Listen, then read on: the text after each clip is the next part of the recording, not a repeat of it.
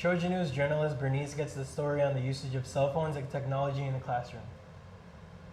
As the years progress, so does technology, making it a huge part of our lives. This is especially true in the daily lives of students here at WHS. While not everyone may support the use of cell phones in the classroom, not everyone is against it. They're good for communicating, they're good for getting a hold of people and being able to stay in touch. Having younger kids, it's nice to be able to keep contact with them. I think cell phones used correctly are a really good thing.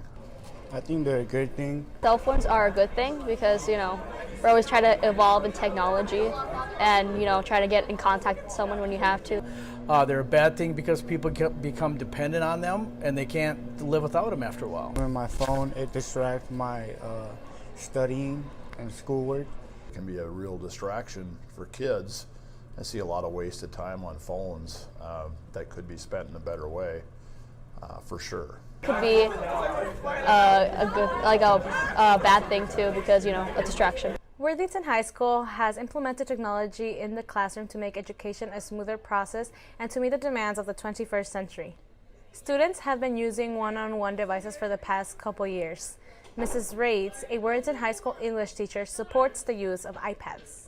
I like the use of iPads in the classroom. So in my classes, I utilize the iPads a lot.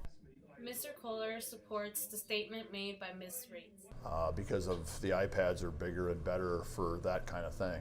I think phones are great for, I got to quick check the weather, what it's going to be like today, or I need to find this deal or call this business, and my phone is quicker, easier that way. But in a classroom, I don't get it. There are good and bad things about technology in the classroom. Some people love it, while others don't. This has been Bernice reporting for Trojan News. Yes, I'll be careful next time in the classroom with my phone. For the boys tennis team, there are many new first-year players, and here is Anthony Uceda with a story. Some high schoolers find it difficult to try something new, but for a couple individuals on the boys tennis team, this is an exception. Chris Serda, a senior at the Worthington High School, was not nervous to join the boys tennis team. The first couple of days were very difficult, but I'm getting the hang of it, and it's pretty fun. Chris Serda has been able to feel a part of his team because of his teammates. They're fun. Thanks to them, I'm getting used to the tennis, all the rules and stuff. Without them, I probably wouldn't even know what I'm doing. Reynold Martin is a junior at Worthington High School and is also a first-year tennis player. I'm excited to compete. I feel like I actually have a really great chance of being future players on other teams. Lottie is also a junior at Worthington High School, and this is his first year playing tennis. I'm kind of excited because I've been trying to play a different sport for every season. Here's what the coaches have to say about the new tennis players. How do I feel about the new players? I'm very excited. I have a lot of soccer players. I think the soccer team has had great success. I think they know what winning feels like. They've had great teams, and to bring them over to tennis is just awesome because I truly believe the work ethic and the competition level of our team just got better because they joined. Students that want to join a new sport get the opportunity to try something new.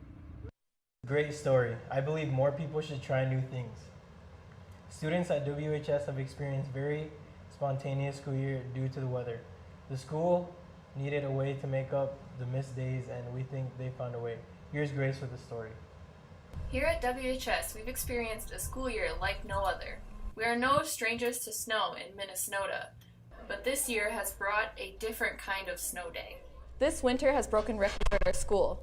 The student body experienced a jaw-dropping 13 snow days from February to March. With so many snow days, the administration needed to find a way to make these days up. The answer was digital learning days. I think digital learning days have been around for a while. I think they've been more pronounced, I think, this winter just because of the number of days that we had that we weren't able to be in school, whether it was for the cold or it was the snow day. So they've been around for a while. I think this is kind of the first time at the high school we've really been able to use them. We talked to students and staff about their thoughts on digital learning days. I like the idea. It's just nice that we don't have to hopefully come back in June and keep going to school until July. So it's a good idea if everybody participates. I feel very strongly about them. I really like them, and I think it is a great way to have school without being here on the days we cannot make it. I personally like it because we can do our own things, yet still have schoolwork to do. You know, I enjoy them. You know, I feel like they're a good alternative to makeup days. I feel like they're a good way to make up school without having to actually come to school to take away from our breaks. The future of the infamous snow day is changing.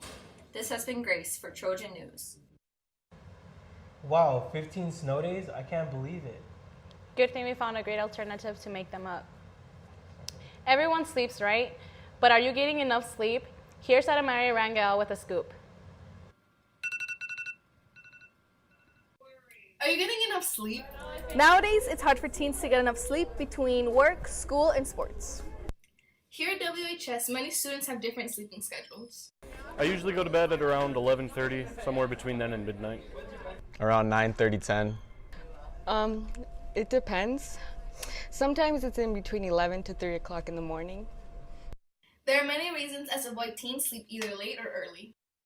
Just because I have to wake up early for extracurricular activities like jazz band. Sometimes I'm just up watching Netflix, or sometimes I'm just not feeling it and then I just knock out. That's usually when I'm starting to kind of tone down what I'm doing, or when I get done with homework or whatever else I'm doing that day. Teens often struggle with part-time jobs and school. I think especially if they have a part-time job or something, sometimes they work until 8 or 9 o'clock at night, and then to have to come home and find the time to do homework, or if they have other family chores and things like that. I think, a lot of teens stay up a lot later. A lot of times when I'm talking to kids, because they're tired because they stay up too late, and a lot of times it's because of gaming or watching TV. Although some students stay up for gaming, research shows that 50% of them stay up for schoolwork.